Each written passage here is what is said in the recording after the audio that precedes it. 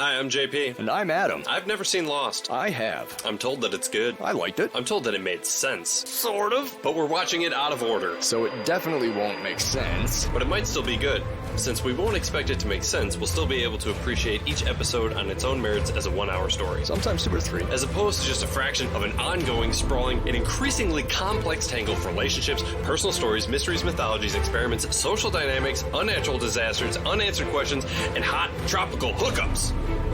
Are you okay? I'm not sure. Because you lost me a little bit there at the end. Well, good, because I've been lost since the beginning. We're lost on Lost.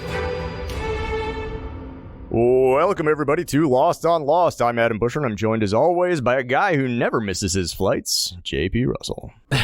As much as the universe would like me to, I always manage to get on. Hey, JP. Yeah. Did you ever see The Hurt Locker? Yeah. Just wondering. We don't have any time for banter.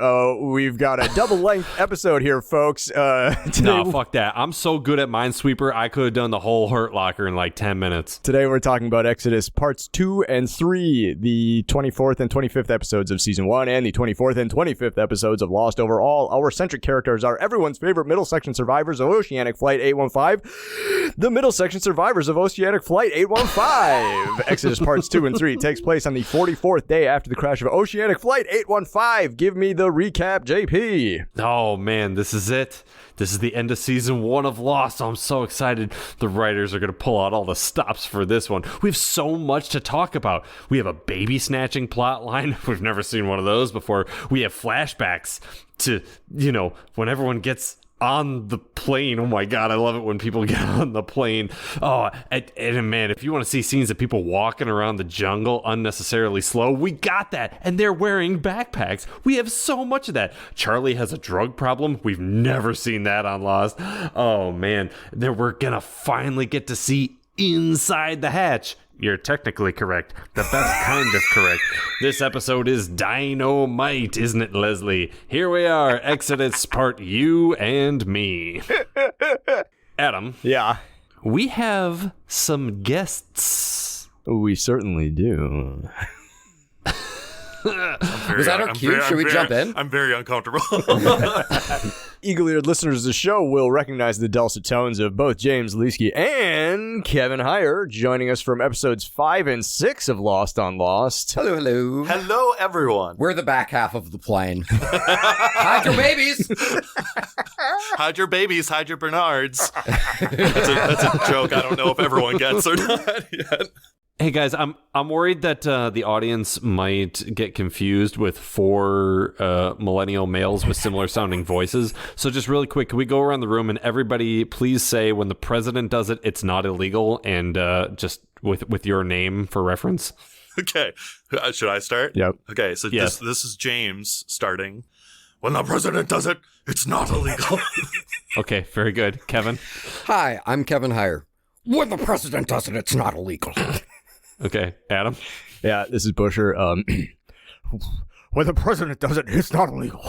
No, I want to point out, Adam's the only one in the room who didn't do a head shake with it. It's because I'm a professional. I'm keeping my mouth on mic. JP, give it to us. This is JP. When the president does it, it's not illegal.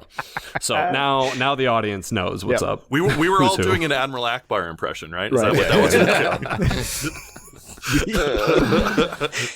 That's funny that you bring that up, JP, because I was actually speaking with a fan recently, just a couple of days ago, and he did mention in one of our most recently aired episodes that you, me, and Mark Dunst, he had a hard time telling our voices.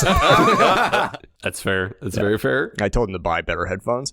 There you go. Yeah, I like just blaming the fan. Like, it must be your fault. Yeah. What's it like to be poor? Speaking of poor, we did have a recent coffee donation, so thanks again to Big Jimmy V for handing us a coffee. We appreciate that. Hell yeah, thank you. Keeping the lights on. Let's do real quick. James, what have you been watching recently? What's new? What's good? I just watched the new Christmas movie on Apple TV Plus called Spirited with Ryan Reynolds and Will Ferrell. That was a ton of fun. Was it? Yeah, I enjoyed the hell out of it. Big fan of like Christmas Carol adaptations, but also it's a musical, so it was a lot of fun. Yeah. It was very entertaining and 10 minutes too long. It was a bit long, wasn't it? I think I broke it up between like a meal. So I made a meal of it while eating dinner. So that's a thing. I don't think I've been watching too much television lately. I've been rewatching a lot of that 70s show in preparations for that 90s show, sure. Which I'm excited about. But yeah. Kevin, what about you? What have you been watching recently? Let's see. We're coming up to the end of the year, so at this point now, it's like kind of a sprint to like watch all of the movies that are considered among the best of the year and like things for Oscar consideration. So I watched VHS 99, and nice. One of those segments was pretty good. Otherwise, I did see Banshees of Inisherin, and I thought that was really good. I'd highly recommend that for everyone. And then in terms of TV, I've actually been catching up on Only Murders in the Building, because solid. I'm glacial with TV. It's one of those things where when something drops and people are like, yeah, it's good. I'm like, yeah, we'll fucking see about that. Fucking get to it. Yeah, we'll get to that at some point. And finally, now that its second season is completed, I went, okay, I'll actually try oh, wait, I really like this. So yeah, I'm about halfway through season 2 right now. Love that show. That's the one where, I binged season 1 once it finished airing, and I was like, I can't wait for season 2 to come out. And season 2's been out for a while. I'll be like, I'll get to that. I'm getting to that. Awesome. Cool. Well, there you go. Bonafide TV experts right there. Credentials established. Nice. You guys want to talk about Lost? That's why I'm here. Hell yeah. That is why I'm here. Yes, right, please. Let's do it. Exodus Parts 2 and 3 originally aired on May 25th, 2005. It was written by Damo Carlton and directed by Bender. You want some jokes? You write them. Let's get right into it. Wait, okay, so I didn't look this up because I don't do, what's that word called, research? So these aired back to back. Yeah, same night. And we got a to be continued title card in the middle of 2 episodes that air back to back. Yep. Okay. I would also be really curious to know, too, if this was something where they planned this to just be 2 episodes, wrote it, and went, uh-oh, and then decided it was going to be 3, just because it seems like they had kind of plotted it out as, we can knock this out in a couple of episodes, and we'll talk about it with part 2, is on paper, there are plot lines where not a lot really happens, which isn't a complete dig yet. We'll get to it. But here's the blurb regarding the runtime from Lostpedia from the trivia section. Okay. It was originally planned as 1 hour long with commercials that would make the season finale 2 parts over 2 weeks. There you go. ABC asked them to write a 90-minute episode. Mm-hmm. They overwrote it, resulting in a 3-part finale over 2 weeks. Okay. Just fucking bullseye that. Yeah. It's like stuff. Especially about writing. It's like weird. Hey, before we get too much into this, I do want you guys to know that I watched this on Amazon Prime with ads. Nice. Specifically, I got about 7 ads for the new GMC Sierra Heavy Duty, so I might have some notes about that interspersed. So okay, I'm looking underneath my seat to see if you had gotten me a car, if you had gotten me the GMC Sierra. We don't have that budget yet. Okay. We open on the beach.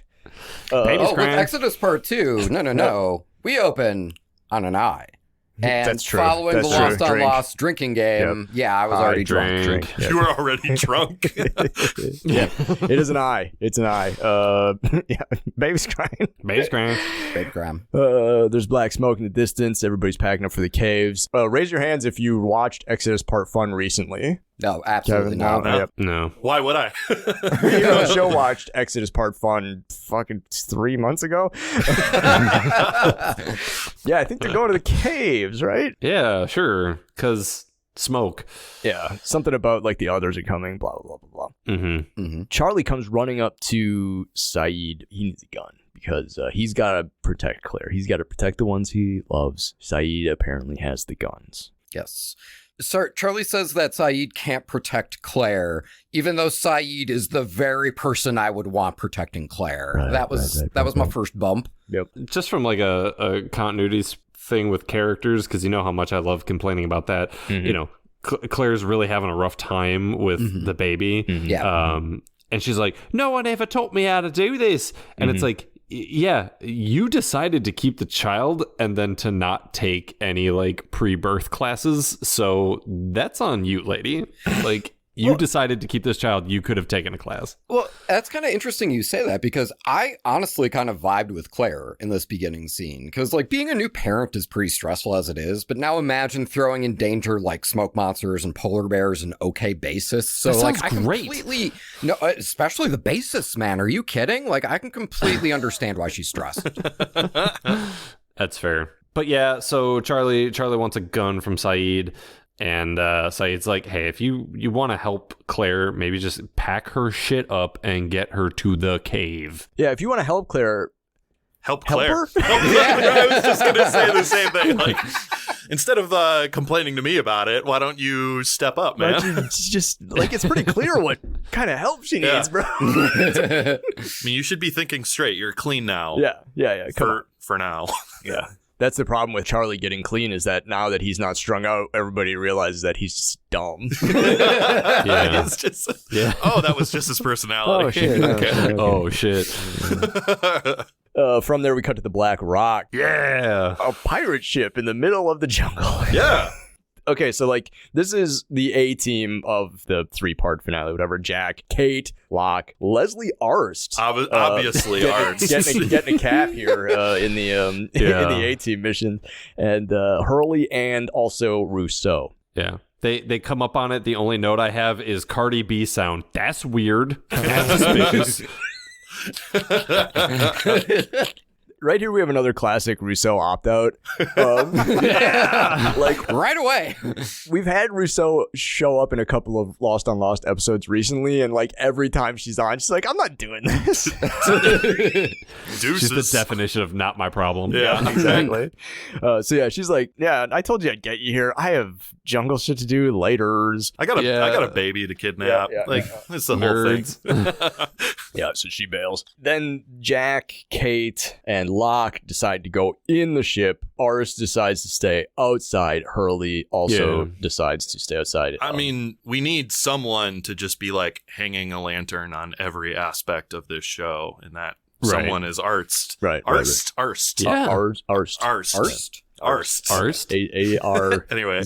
Yeah, I mean, His first name's Leslie. Leslie. Watching this again, because I mean, I think we've all established my last time on the show, I've seen all of Lost multiple times. Yeah. So rewatching this, man, I forgot how much of like a vessel he was for how it felt like the writers were just like, oh man, we hate all the critics picking apart our like, little thing we built on this show. Oh, Hurley's not losing weight. Let me make Art say it. Right. Oh, you guys are a clique. Let me just make Art say it. And guess what? I'm going to blow him up because I hate all you. It's just, I got that vibe that the writers were just like taking out all their frustrations on like critics of the show and putting it into this character called Arts and having him eat dynamite, basically. That's exactly it, James. Bravo. I could not have said that better. That's perfect. Yeah. That's the end of the cold open. The Lost card comes up, and we are continuous on the ship. Jack, Kate, and Locke go in. Much like everything in America, I'm like, man, this is cool. And then I find out it's built on slavery. So they find a bunch of skeletons. They're chained up. Yeah. If there's anyone I trust to handle this kind of material, it's the Lost writer. So let's fucking go. Like I was watching this with my wife Jenny, who's been on the show before. My wife. The one and only comment she made during this entire watch for me was, we saw the skeletons in shackles, and she just leans over and goes, "Well, they can get out now." My God. And I was just like, my first response was, "What?" And she's like, "The skeletons." Because their wrists are smaller now. And I was Adam, you're done now. I'm in the Google Doc right now. I'm deleting all of our future guests, and I'm just putting Jenny back They're on. all going to be They should all Jenny. be Jenny. Absolutely, they should. Oh my God. It was quite entertaining. Anyway, I love that the production designer in the script read abandoned old ship and then immediately went to a PA and was like, buy 400 pounds of rope. Yeah. Beyond the chains and the skeletons, there's also like mining equipment on there. Somebody opines it was probably on the way to some sort of mining colony, something like that. And then Kate spots the olives. I wrote the same. Oh man. Oh, thank you. Eagle-eared listeners will remember the first time we actually saw the Black Rock was when we watched the season 3 episode in which John Locke used JP the thought that black- it was olives. And JP thought it was olives. Because I just saw Lives. I was like, oh yeah, olives. Right, yeah, right. olives. But that's the first thing I thought of now. So, like, you know, Lost on Lost is poisoning my mind. I was like, oh, the olives. Anyways, now they got some explosives and they take them outside. We cut to outside, and this is James' note about the critics. Yeah, R's just bitching about something. Hurley's not listening. Yeah. Like, and this is sort of like the extension of that. It's like, so the writers have channeled all the critics' complaints about Lost in general. Yeah. They're having Leslie voice them here. And then they are represented by Hurley. He is not paying attention. No. His facial expressions are so good. Yeah, they really are, because it is. Like, his entire face just reads, "Get me on the Scooby-Doo ship right now." He's like, I am really regretting this. The ship is spooky, but this is way more annoying. So then we come back to the inside. I wrote down here a misogyny fest because the boys don't want to let Kate do anything dangerous. Oh my God. There's a lot of that. Dude, that's Jack this whole episode, I feel. And as I was reviewing my notes, I was thinking to myself, oh, okay, maybe it's not like big M misogyny. We do know that Jack has misogyny problems himself as a character, and probably Locke to a lesser extent. We don't really see John interact with women too often, other than like Helen. Yeah. I don't know if it's a big M misogyny problem, but I think it's probably a little M personal misogyny problem. And a hero complex thing with Jack. It's very much a hero complex. Yeah. I don't know we'll get into it later. I think that little M occasionally transitions into a fairly big M. To a capital M. Yes. Outside, Ars continues to bitch about clicks. He's like, whining the gym teacher. Gym teachers don't know. It's like, dude, you had therapy. Go to therapy. Everybody go to therapy. Ours go to therapy. Everybody go to therapy. It'll help. I swear to God. He's also complaining about not being in this group. And if you've paid attention to Jack at all throughout this podcast, you know, if Jack is in the group, you don't want to be a part of it. Like, it's okay, man. Right. Yeah, that's fair. Like, this is a club, dude, that, like, it's the thing you get inside and you're just like, I should have stayed home. Yeah. I mean, he makes one point about the clique that I would agree with, and it's that Jin is feeding everyone amazing fish. And doesn't he say he's not? He's not catching fish for everybody? No. That's why I'm saying that's a point for him to want to be in the clique. Oh, gotcha. Yeah. Because Jin is feeding that clique, everyone in the clique, and Jin's awesome. Yeah, Jin does. Like, roll. you got to deal with the misogynistic Jack hero complex. You got to deal with Hurley. Kind of moody sometimes. Yeah, whatever. Like, fine. The clique. The weird mysticism of John Locke. I think that's a fair trade-off, because Jin and Sun are just a damn delight, and he knows what he's doing when it comes to the culinary aspect of island cooking. He can fish like a motherfucker. That's right. And also, hey, Leslie, you're complaining that you're not in the A-team, but the A-team currently has you on a mission. Maybe don't complain about the A-team the whole time if you want to remain part of it. Maybe step up and show them that you're top quality here. Right. Well, he tries to. He does try to. He does have a specific skill, and that's why he's along this time, is that he knows about explosives. How good is that skill? Oh, we'll get to that. Yeah. We'll get to that. The boys carry the box out of the ship, and he loses his fucking mind. He's like, put it down, it's smoking! Then he gives us a little science lesson, which is kind of neat. It gave me sort of Bill Nye vibes. He's like, I don't know if you know how about dynamite in the heat, but it sweats nitroglycerin. Mm-hmm. Dynamite is just made out of clay and nitroglycerin put together. But when it's, nitroglycerin is the most volatile. So I kind of called bullshit on this. So I watched 3 Mythbusters episodes about nitroglycerin. Sure. He's right in that when it gets too hot and too old, it starts to sweat nitroglycerin. That's correct. The manner in which it blows up is wildly incorrect. I was going to ask, was it like, would it in reality more or less just like catch on fire first and then blow up? It'll blow up, but you got to like have kinetic force behind it. You got to hit it between 2 pieces of metal or something like that. Like, you can't just like have it in your hand and then it just... So I can air drum with old dynamite and I'll be fine. Oh, for sure. Because, yeah, that's the trope that you see on, like, TV shows and movies and stuff like that, when nitroglycerin was always the explosive before it got into the modern era, where now people are using plastic explosives in C4 and television. Yeah.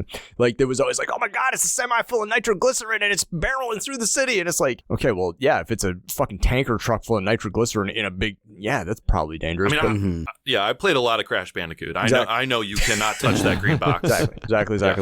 You got it. Ours tries to prep the TNT for transport. Kate, give me your shirt. Asks the only woman there for her shirt. Calls her princess, too. Yeah, there's the capital M. Yep. Yeah. He's just trying to impress Jack is really what's happening. Really, what they're doing is just coding him as, hey, if this guy explodes, you shouldn't really feel much about it. Right. He dunks Kate's shirt in water. He wraps a stick of dynamite in the wet shirt. And he's like, boom, all done. It's fine. Now you can do whatever you want. It's wrapped in a dirty, wet shirt. He starts waving it around like a sparkler on the 4th of July. And then, yeah, he just fucking blows up. Yep. He just evaporates. Like, Credit to the production team, too, because they're definitely coding it like, yeah, this is gore raining down on the other survivors. Yeah. But what they do is they're mostly using leaves. Yeah. Which I thought was like a very clever way to kind of get around the ABC early 2000s. How do we actually display what we want to display and get it on TV? Yeah. I didn't even think about that. Yeah, that is a good point. Because, you get a little bit of gore. Looks like a little bit, but it's mostly mixed with mud and, like jungle detritus. So, it takes something that should hypothetically be horrifying and make it palatable for a broadcast television audience. I thought this scene came later in the episode, honestly. So I was like sitting there, and then when he started prepping the dynamite, I was like, "Oh shit, this is pretty early in the episode." okay, all right.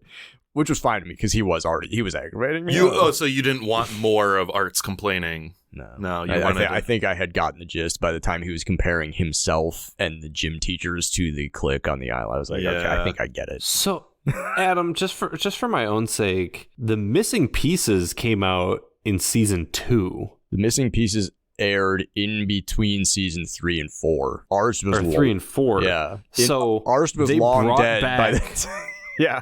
Yeah, they brought back Arts for a fucking missing pieces of his own. That is correct. Anyways. From there we go to commercial, then we cut back into our first flashback, it looks like. At the airport. Indeed. We've seen this little interaction here, at least the beginning of it on the podcast. Sun and Jin sitting in the airport. Sun accidentally spills some coffee on Jin's pants. He's like, oh, not a big deal. He gets up, he goes to clean himself off and heads over to the bathroom. Yeah, once Sun spills something on him, he gets up to goes to the bathroom, and then we pan over to Arnst, who's sitting there, who then says, oh, what? No one spills coffee on me. But for real, we do pan over to see Saeed have to deal with racism, and he's aggravated about it. Apparently the TSA pulled him aside, was questioning him, and he's aggravated, but ultimately handles it gracefully and continues on his way. Just that small world thing. We see this throughout these flashbacks, people from the plane appearing in their other survivors' lives, just completely unaware of it. My biggest gripe, and I feel like we don't need to talk about these flashbacks a ton because they serve almost no purpose in the episode, nor do they serve any purpose in the greater Lost story. It's literally just backstory. It's just like, if you ever had a question about what happened the day of the flight, this is what happened the day of the flight. We've not covered any of this. The only one that actually I feel like has any real weight as far as like character background and stuff like that is this one. Sure. Because this is... We'll bring it up for episode 3, but I also think the Locke one. I was just going to say that. John Locke's really... Sure. But like this one, Jin goes into the bathroom and he has this scene where this guy, he's like, him and Sun are like on the verge of disappearing. Like they're about to. But then this guy's like, hey, You don't speak English. I speak Korean. I work for your gangster father-in-law. Don't you fucking dare think about doing what you're going to do. And see, I actually really liked that scene a lot. Yeah. Because normally we don't call out great directorial choices on the show. Sure. Because, I mean, given how huge this show is in terms of like production value, especially for its time, like I think we can all kind of tell they were like, we just have to shoot this. I don't give a fuck. Like mediums, close-ups. All right, we're done. Go. God. Yeah. But I thought this was actually a really clever camera move because at the beginning of the scene in the bathroom, we're looking at Jin and this man in the mirror. Mm-hmm. But then once the table gets flipped and we find out, no, this guy speaks Korean and he works for Jin's father-in-law, then the camera pans over and now we're really tight on both of their faces and we're looking at him directly. Sure. Yeah. And I thought that was a really clever move. Yeah. Unless this plot line pays off in like seasons 4, 5, or 6, I don't care. You know what I mean? Like, well, we're gonna get away. Well, maybe we weren't because we'd have to go back because Mr. Pake would get us. It doesn't matter. You ended up on a jungle island. Like That's fair. Yeah. I could have done without it. Whatever. Yeah, I mean, the watch is going to come back, and I do like the transition out of this, and I'm looking at you, James, because I know we want to like hop back a little bit, but I do just want to say to the credit of this, the idea was, you know, Jin was trying to give himself freedom, but he was constantly being reminded, you are not going to have any. Like, this guy is going to keep hounding you and keep attacking. And then when we transition out, Jin is free as fuck. He is on that raft. And I thought that was clever. Yeah. But James, what did you want to say? I mean, mine is just more of a general thing about Jin and Sun. And I just, again, rewatching this episode, I'm just constantly reminded how much I just love their story as a couple and as individuals. Yeah, it's great. And just one question I had about the sequence, and I apologize, JP. I know you were like, we don't have to spend a ton of time on these flashbacks, and then we spent like 10 fucking minutes talking about this one. That's fine. I'll edit all this out. Do we think that Sun spilled the coffee on accident, or was it on purpose to get him into the bathroom with this guy?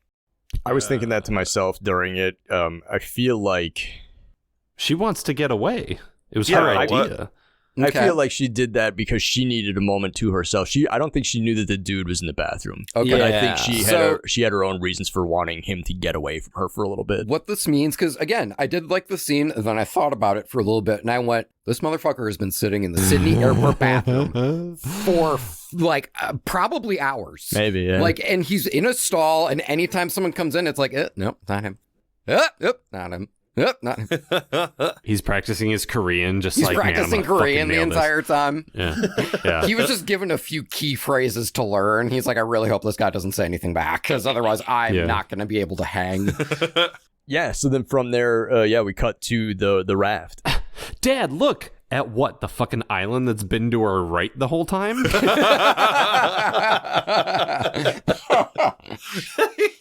And go figure, like, Sawyer immediately talks about how he wants to introduce capitalism to it, the fucking prick. He talks about wanting to build a resort. You could build a hell of a there. resort there, because just out of frame is Waikiki Beach and a string of resorts. One of them brings up a good point, a good kind of spooky point. Is like, how does a place this big never get discovered? Which is kind of spooky, and kind of like interesting. And I wrote that they admire the island. Admire is maybe not the best word, but they do sort of like They're in awe. They're in awe. Exactly. Like, it's beautiful. Yeah, it's big, it's gorgeous, and had circumstances been different, like Sawyer said, this would be a cool place to take a vacation. Yeah. Don't vacation in Hawaii. Leave it alone. Yeah, also don't go to Hawaii. And then, okay, let's get into it. Singing Bob Marley just up at the front. It took me a second to recognize what he was. I was like, oh, okay. Redemption song. Yeah. And then him and Michael have a really great use of time about, do you like Bob Marley? Yeah. Doesn't everybody? Who doesn't? Are we sure this had to be 2 fucking episodes? I just keep going back to the trivia page that I have open on my computer, and my mouse is still sitting on the word overwrote. Yeah, especially because, Sawyer initially denies that he's singing Bob Marley. And That's so weird, reverse right? it half a second later. Yeah, it's a very strange use of everyone's time. You sing Bob Marley? No. You sure? Yeah, I was singing Bob Marley. It's like you thought he was like getting caught singing Rebecca Black's Friday or something. Yeah. But here's my number. Are you singing Carly Rae Jepsen? No. Yeah. Yeah. Wait, you like Carly? Doesn't everybody? Doesn't Everybody? Nothing to be embarrassed by. Cut to the beach. Sun is looking out to sea, wistfully looking out for where her husband is missing him. Shannon is struggling with her stuff because she's got too much stuff. I'm just thinking to myself, the Spaceballs scene where they're carrying Princess Vespa's shit all across What I do appreciate about this, though, because I initially wrote, it's a 2000s TV show, so get ready for a too much luggage joke. But what I appreciate, though, is they subverted it because they give an actual emotional reason for why she's carrying all of it. It's her dead brother's shit. And I give Saeed a lot of credit in the scene because he's extremely understanding and compassionate about it and is like, okay, it's fucking stupid that you need 3 suitcases and a dog, but I'm going to help you carry this because it's going to help. He's one of the most patient people on this island. God damn right he is. You see it in the airport, like you said, and puts up with the harassment. Exactly. Which he wasn't even aware of was at the hands of Shannon. Yeah. Oh, I don't know that. That's totally true. I forgot about that. From Exodus Part Fun, he's in a hurry for some reason. He sets his bag down next to Shannon and Boone. He's like, hey, can you watch his bag for me real quick? Then they have some sort of weird argument. Shannon's like, I can do anything I want. She finds a cop. She's like, that brown man left his bag here. Oh, shit. Oh, yeah. That's an interesting character riff then between the two of them. Oh, cool. Yeah. So... but just patience of a saint. Yeah, putting up with all everything, and he's got slightly ulterior motives. Slightly. But I think he'd be patient with anybody who is going through the things. We saw him be patient with it. Yeah, exactly. He's patient with Danielle. He's patient with Claire. He's patient with Charlie, who doesn't deserve it. No. So he says, I'll carry the bags for you. Speaking of carrying, if you need to carry a lot, the GMC Sierra has a high pressure common rail direct injection electric throttle valve that provides over 3,600 psi. GMC Sierra for when you need that PSI. Did you say 3,600? Anyways, Hurley and Kate. Yeah, cut back to the Black Rock. Kate comforts Hurley. He's continued to be spooked out about the ship, the dynamite, the arse just died. A man exploded in front of him. Yeah. And he gives her the I think this is my fault kind of thing. He harkens back to the recurring theme of he believes he's cursed with this sort of bad luck that's chasing him around, something to do with the numbers, etc., etc., etc. Over by Jack and Locke, they're trying to do the same thing Leslie did, just like a little bit more careful, not standing and doing this, like leaning over this thing. I do have a question for everyone regarding this. Yeah. So, would anyone on this podcast, after seeing what happened to Arst, and all of us, maybe not JP, but all of us not really being experts in dynamite. Right. Well, I'm not an expert. Well, you've watched three episodes of Mythbusters. Yeah, you got a leg up on all of us. And I've thrown 2 grenades in my life. Nice. So after seeing that exact thing play out, would any of us attempt to do the exact same thing that resulted in a man getting exploded? Because all I know, as someone who doesn't know dynamite, is sweaty old dynamite plus wet muddy shirt equals boom. Sure. Yeah. Why would you attempt that again? Right. They're like, well, he clearly knew what he was talking about, so let's just do the same thing and not blow up. Sure. Because we're main characters. I was about to say, I have main character energy, so I'm completely fine doing this. And to Locke's credit, he does say, I'm deliberately making it a point to grab what looked to be the driest ones. Which reminds us, why is Art such an idiot? Right, because if you think back to just a few minutes ago, he did grab what looked to be one of the cheesiest sticks of fucking dynamite. Like, there was some shit on that. I just have roller dogs in all caps written down in the notes. Honestly, I know we should be talking about like, oh man, Art's exploded. That's really sad. But now I just realized oh man, Kate lost her shirt. That's got to be Oh man. Yeah. Oh, bummer. But with Limited resources. JC Penn. Limited resources. Limited resources. Exactly. But with this, okay, so we set the stakes, right? We saw someone explode. Now you're having your main characters do the exact same thing. So you have tension now, which is good. Yeah. It's interesting. It's entertaining. A little bit, yeah. Mm-hmm. And then I think one of like the best top quality tension relief moments like I've ever seen on this show is them talking about Operation and Locke just going buzz. I so desperately want this show to be on HBO though instead of ABC. So when John says, "You ever play Operation?" Jack just goes, "Fuck you." Although I will say there's really smart writing here too, though, because Locke says, "I always got hit on the funny bone." Yeah. And then he proceeds to make a joke. Like, there's a little clever tweak in writing there. He acts the crap out of it, too. Oh, he absolutely does. He like when he does the buzzer noise, he does have this look to Jack like, "I'm sorry, that was insensitive. We're all on edge." But I got dad bod, dad energy, dad jokes. Like I had to. Yeah. Well, I'll also say, though, just to kind of go back to what you were saying, oh, yeah, what if the show was on HBO? That was something I was thinking, too. It was like, man, if the show was on HBO, that definitely would have been a main character that went kaboom. Yeah. Like, and it would have been way grosser. Yeah. Yeah. The Locke jokes, the bits thing, this is a character trait of Locke's that I think got lost after season 1 because we see him do the orange peel. Yeah, in the pilot. You know, all the stuff like this throughout season 1. I think we lose it after the hatch. Yeah, or maybe he just loses it after the smoke monster because that's a big traumatic experience for him. But I do like this run with his character because we do end up seeing later in the episode with this flashback that, you know, he really felt helpless before he was on this island, and he has this complete newfound lease on life now.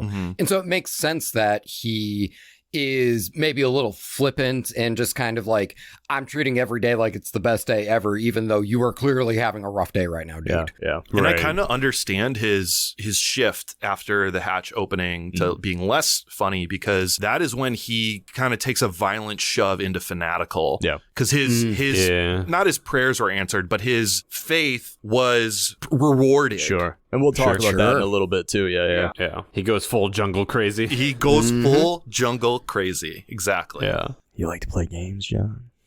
Yeah.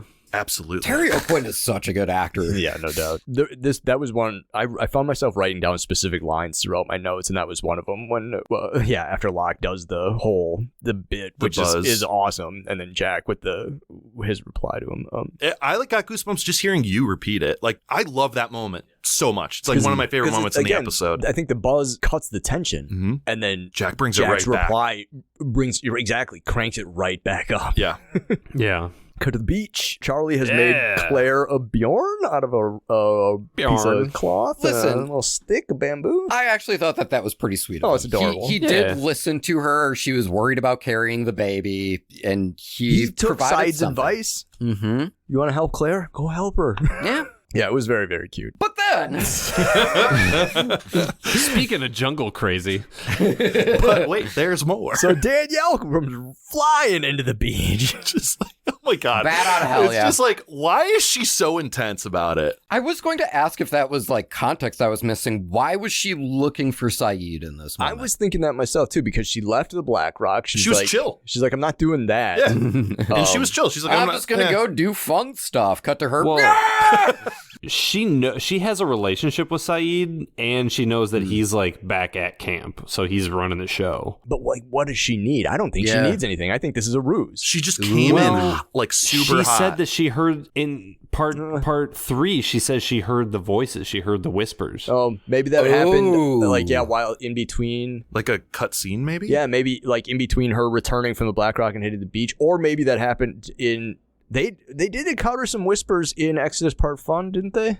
I can't remember if they did or not when they entered Was it the baby Danielle, with though? the they all did. Listen, Oh, they all did. I do think it makes sense that they cut the whispers out of this episode because we really needed them to talk about Bob Marley for about a minute and a half here. So good thing that this thing that's actually important for the setup is not in the episode. Yeah. She needs Saeed. Charlie goes to find him, leaving Rousseau and Claire alone with Onion Head. Rousseau wants to hold the baby real bad. Oh, dude, she is looking at that baby like she's a hungry cartoon character looking at a pie. Yeah, exactly. It is apparent what she is thinking. She's looking at the fucking baby like I look at roller dogs at 3 a.m. in the gas station. Even the cheesy ones, right? I would like to see the baby. We have some weird flashbacks here, and I don't know if we've seen these on Lost on Lost before, but like Claire has a flashback to being attacked by Rousseau and scratching her, and then she sees the scratches on Rousseau's arms, which we did talk about in Exodus Part Fun. Yeah. And Locke was like, "What's up with the scratches?" And she was like, I can't remember what she said. I remember us making a joke about her liking rough sex. And Claire's like, I'm not gonna give you my baby. That's not good call. That is a good call. I do feel like Claire is alarmingly polite in this sequence. I feel like the second you see Russo's face, your next port of call is, you know what, I'm gonna go look for Saeed too. I'll go help Charlie look for Saeed with the baby. So you stay here, or actually even come with me. Go hide in the jungle away from us. Oh, I was gonna be like, bring her to Saeed. Sure. Let Saeed deal with this woman. Yeah. And then we have a quick cut to a flashback that I don't think we need to spend too much time on this. No. Charlie likes heroin and groupies. Groupie also wants heroin. And it's just two great tastes that taste great together. But yeah, she doesn't like him nearly as much as he does. The only important thing I think that this flashback says is that it continues to be Charlie's feelings of not being good enough. Of course, this woman didn't actually like him. She likes heroin. Yeah. Correct, yeah. So, right. Well, I think the only other important things here is she calls him pathetic, which I know is important because they ADR'd it twice. Yep. Cut to the jungle. Charlie finds Saeed. Best distillation of why no one likes Charlie, by the way, because he runs up and he's like, Stop! Russo needs you! Why? Oh. Fucking ask, man! Yeah, right? He's like, I was just matching Russo's energy. I'm sorry. Yeah. Maybe I should have brought her and Claire and the baby along.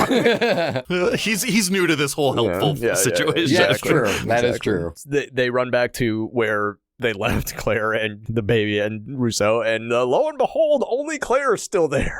With a bump on her head and down a baby. And Son is, helping her, but it also asks, like, where was Son when that was going down? That's true. Clearly close enough to be like, oh my God, Claire, are you okay? Yeah, Son's tending to Claire. Yeah, she's been knocked in the head. Charlie fucking flips out on Saeed as though it's Saeed's fault. My God. Yeah. Infinite patience of Saeed to not just slap Charlie in the face. He just eats this punch and he's like, I don't have time to beat the shit out of you right now. Eats this punch is right because it's like Saeed is a soldier. And so all I was thinking was, man, he let Charlie hit him because he could have probably stopped that if he wanted to. Yeah. Well, it's also like, so then Charlie goes for another one and he throat catches him. Yeah. The throat catch was amazing. And I just wanted him to be like, and this is why we don't give you guns. That's fair. Yep, that would have been a good line there. This is why I didn't give you a pistol. Yeah. Saeed has a pretty good idea of where Rousseau's likely going. So he's like, we can, yes, this is bad, but we can deal with it. Yeah. Cut back to the Black Rock. They argue, they have this conversation, the classic Lost Season 1 conversation. I want to do this. You can't, but I want to. Okay. Dueling Dynamite banjos, Exactly. Kay wants to carry the dynamite. She's like, I have to. Nobody knows why she has to. Jack says she can't. Nobody knows why she can't. This is why I came. Then you wasted a trip. What does any of this have to do with anything? What are you talking about, any of you? Just talk about Bob Marley. I mean, Locke is the only one making sense in this moment. He's like, because he stops it. He's like, both you children, shut up. We'll draw straws. Dad's here. Draw straws. Yeah. Because that's, again, if there's no way this episode would make sense if we didn't have a draw straws sequence. Jack asks Hurley if he wants to get on the straw drawn. Hurley's distracted by something. What about you? You want to carry some dynamite, too? What? You got some Arnst on you. Jack, his face when he realized that is like, it's like a macabre face. He's like, I fucking have dead guy. I mean, this is So embarrassing. Yeah. How gauche of me. Oh, yeah. They draw straws. Cade and Locke get the short straws. They are going to carry the dynamite. Neat. Cut to the raft. Michael is explaining the electronics. They have a radar, Yeah.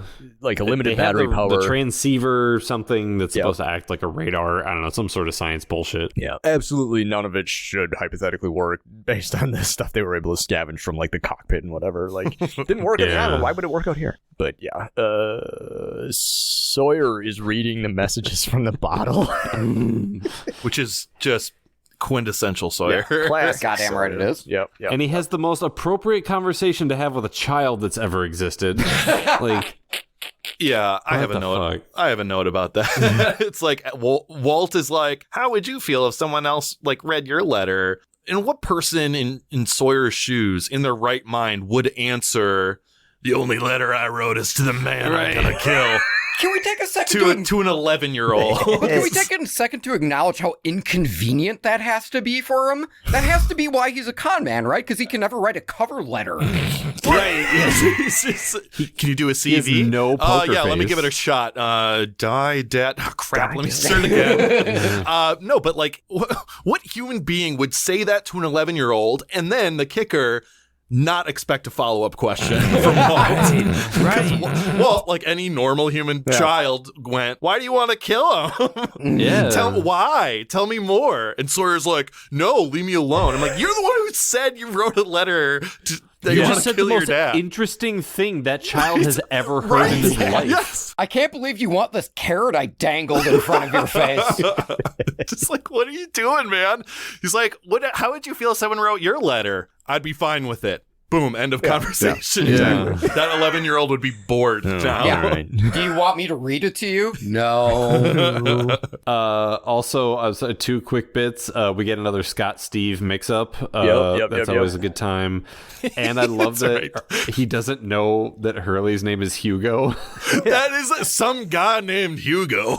How does this guy named Hugo have $160 million? I would say, though, as a script coordinator, I would read that and I would sigh, because then I know I have to go through every single other script and just make sure that he hasn't heard that The name Hugo that before. name Yeah. Hugo. Yeah. And Ever. me, if I were the writers of this episode, I would have did he unrolls one. Sawyer, I already know you're reading this. Put the bottle down. Signed Jack or something. Yeah, like that. that's good. Yeah. That's a good That's guy. a good joke, yeah. Sawyer, I know you're reading this. I stole all of your porno bags and cigarettes the second you left the beach.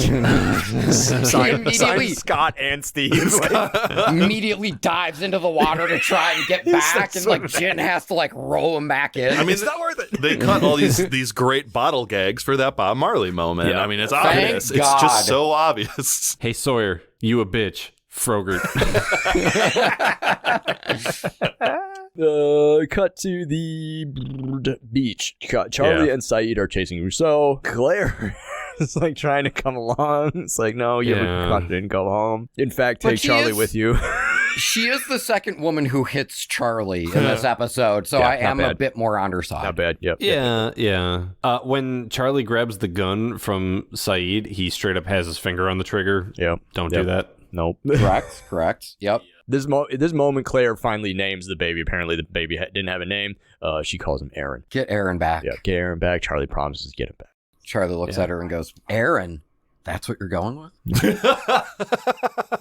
I was thinking Charlie, but like, I was like, when she said it, it felt like, you know, the edit and the direction and the performances were like, oh my God, this is such a beautiful moment. She named the baby. And they, like Kevin said, you went with Aaron. What's the poignancy of that? I don't know. Like you said, it should have been Charlie. Could have been anything. It's like they shot it and edited it as if she said Charlie. I named it Or Charlie. something, But it's not. It's just a random name. Yeah. The kid should have been named Charlie Drive Shaft, whatever your last name is. Charlie Drive Shaft. Littleton. Yeah. Oh my God, I love it. Charlie promises to watch Saeed get Aaron back. Claire also yells, "Don't tell me what I can't do," and then Charlie tells her to calm down. Lost on Lost listeners, when women are really sort of emotional, or your partner, or anyone really for that matter, is really emotional and sort of spun up, telling them to just calm down always works. 100% of the time, without fail. It. Yeah, it's. Would you really go through a roller coaster of Charlie? Oh, he's listening. Charlie is not fucking listening. I mean, no one ever told John Locke to chill out when he said, "Don't tell me what I can't do." Yeah, that's true. Cut to a flashback. Michael and Walt. Walt is ignoring Michael. Michael says he's got to call work. He calls his mom. He's like, "Hey, maybe you should have the kid." Shoot it in a long lens so that way we definitely know that Walt is going to sneak up on him. Yep.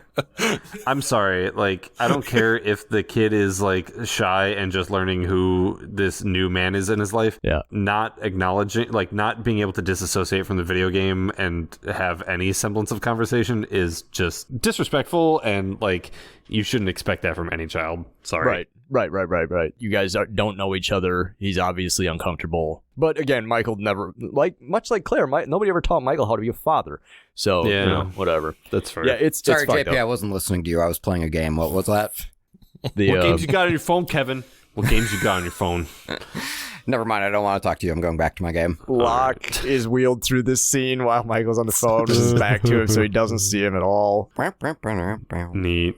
Yeah, and then Walt sneaks up on Michael. We assume that Walt heard Michael say he was never supposed to be mine. That wasn't part of the plan, etc. Or maybe he didn't. Or maybe he just lets it roll off his back because he doesn't say anything about it. He just says he needs batteries for his Game Boy, which isn't correct. That's a Game Boy Color. It has a rechargeable battery in it. You don't need to replace the batteries for it. That was the only thing I was thinking the entire time. Does someone have a mic we can drop? I thought it was a Game Boy Advance. It was one that charges with a cable. You don't have to put double A's or anything Double in A's, it, like the old brick Game Boy, like the original. Cut to the raft. Michael is showing Walt how to drive. Shaft. sorry. Thank you. And it juxtaposes here with the shitty father and son moment before. This is actually kind of a nice father and son moment. Michael is providing extremely generic answers for his questions, though. Yeah. Why didn't you and mom stay together? Oh, we just didn't. Yeah. See, here's the thing. I was an inattentive partner, and she was more driven by her career than her relationship. So we had two opposing goals that we never really got an opportunity to dig further into as a couple. We had to do it separately. So Walt's just like, shit, I'm good, Dad. And then he pulls out his Game Boy. Sorry I asked. Fuck. Sawyer, got any more interesting letters?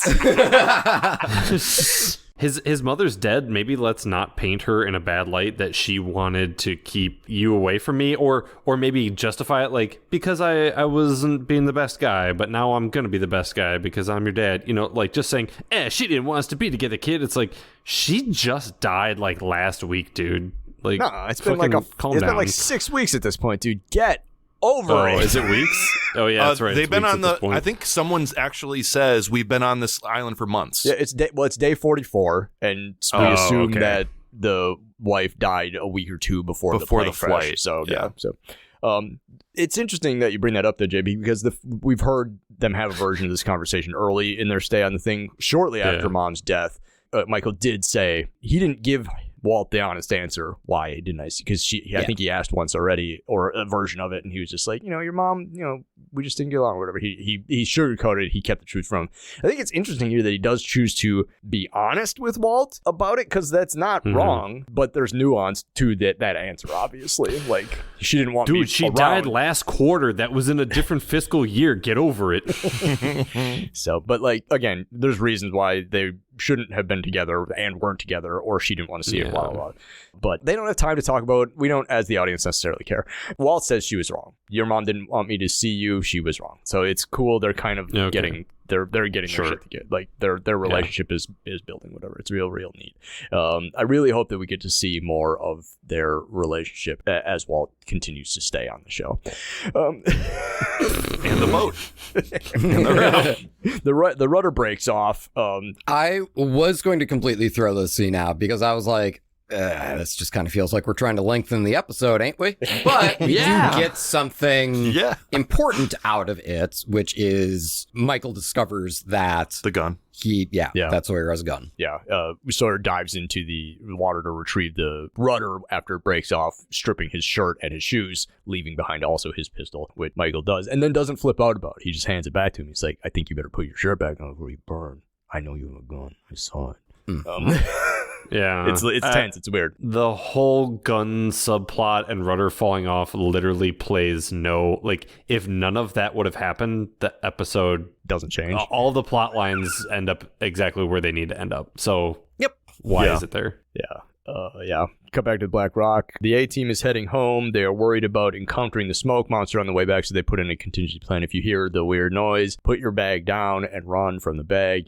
Don't jostle the bag, etc., etc., etc. Cut to the cave. The survivors are hunkering down. Shannon sees where Boone died, and this was a death that was hypothetically only just a few days ago. Yeah. The second episode of Lost we ever watched. Oh my God.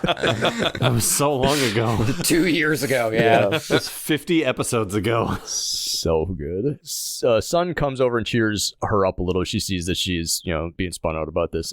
Does this scene pass the Bechdel test? No, I think technically not, because she says your brother died bravely. So they are talking about a man there. So they do start with that because once they finish talking about Boone, then they talk. The three of them, Sun, Shannon, and Claire, have a discussion about fate, and destiny and punishment and all that and stuff. So it comes close. I was curious watching this because I've never been a online fan of stuff. Sure. I've just always found things are more enjoyable when you don't involve yourself with crazies on the internet. Sure. Mm-hmm. But I was aware during Lost's run that this theory of like, okay, the island is purgatory, right? This is a discussion that everyone's aware of. Even if you've never watched Lost, it's like, oh yeah, they're all like dead or something, right? Wait, time out, JP. Were you aware of that? Yeah. No, we're You've good. heard that theory before. Go on. I'm curious when people online started theorizing about it. Was it this moment? Was it Sun saying, do you think we're being punished? Like, are we here because we're being punished? Was this the beginning of that like massive fan theory that lasted for years? There are still people who make that argument. Yeah. Which is wild. And I guess my question is like, was this it? Was this the scene that kicked off that theory, or did it happen in a different scene earlier too? I don't know. It's possible. So Sun is talking about in Exodus Part Fun. Jin's justification for joining the raft is he's being punished. He's like, I got to do something to make this better because I'm being punished because I was such a shitty husband. Yeah. And so now I think that maybe sparks a thought process in Sun, like, well, okay, maybe not only Jin's being punished, but maybe all of us are being punished because, maybe Jin was a shitty husband, but maybe I was a shitty wife. Maybe we're shitty people. And Shannon is clearly a just shitty individual. Also, Claire has a bit about how there's no such thing as fate. Hey, Claire, did you watch season 1, episode 10, Raised by Another? I think you should go back and watch that one. Isn't that about her? Yeah, it is. Yeah, and how fate absolutely exists. Yeah. She's concussed. Give her a break. Yeah. Speaking of concussions, Charlie and Saeed are hustling after Rousseau. They take a break at the good old Beechcraft. Saeed's like, this plane came from Nigeria. It is fucking stuffed to the gills with heroin, which is not a problem for anybody, right, Charlie? No. Yeah, right. Yeah. He says that there were 2 men on board. Excuse me. One of them's name is Goldie, and he's the real MVP, you motherfucker. Rest in power, King. Yep. I also think if we want to go for comedy, that Charlie should be a gambling addict. And it's like, they were transporting all of these blackjack dealers. And it's just like 5 people with like suits sitting at tables. He just goes to a flop sweat. You okay? Yeah. You always split aces. Charlie eyeballs one of the heroin statues, and then we cut to the jungle. The A-team is returning. They're wondering what's in the hatch. John Locke says hope. Jack's like, but no, really, like a real answer. Like, I mean, for what it's worth, that's the exact same thing Hurley is saying the entire time. Yeah, like there's going to be all this food, yada, yada. Cable, How about, what do you think? Hope. Yeah. And it's like, well, all right, that's a good lesson in brevity, I guess. Yeah, this whole scene is just, again, we didn't need this. We have the worst CGI bird that has ever bird. I have in my notes, oh no, a CGI bird flew away. I was like, the Hurley why bird. is this so important? It's the Hurley bird. You guys don't know about the Hurley bird? There's a Hurley bird? Yeah, it's the Hurley bird. There's Is a that Hurley Hurley bird? bird? And that Is that was, like and the that was cluck? Does it catch the Is that worm? like the clucking chicken?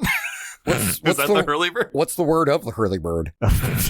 apparently it's Sorry. apparently it's Hurley. I don't know if you guys noticed it, but it sort of sounds like it says Hurley when it jumps up Is and this walks a away. fan theory or is this like a thing that I don't know if we have time to get into it. sounds like a fan What theory the to fuck me? are you talking about? I don't know if it's a Show. fan thing or if it's a real thing or whatever. The bird jumped away, Yeah. and I was like, "Was that the Hurley bird?" And I like played it back. I was like, "It kind of sounds like he says Hurley, but it also kind of just sounds like he's screeching." So like, if you're looking for something, I can see how you think it would say Hurley, but I don't know. I played that backwards and it said Paul is dead, so I get it.